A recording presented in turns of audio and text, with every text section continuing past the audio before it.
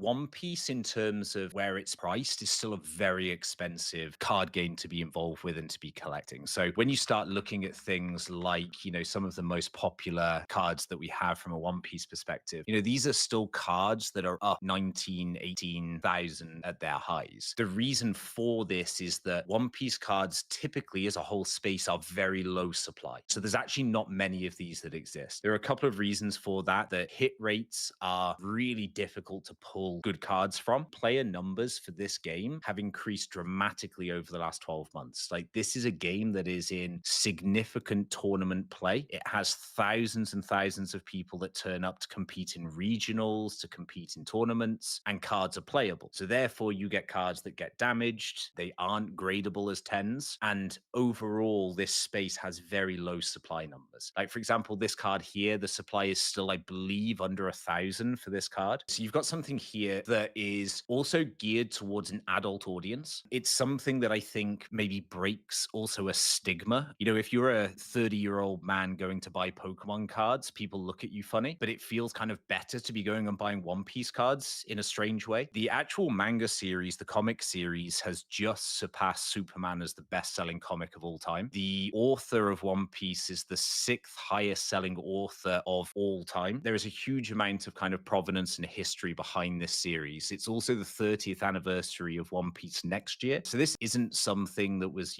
made a couple of years ago. This is something that has 30 years of history and it's still ongoing. As you rightly said, you've got season 2 of the live action. You've got the anime that's still ongoing and coming back very soon. So there are a number of kind of like key factors for why One Piece has remained very, very strong.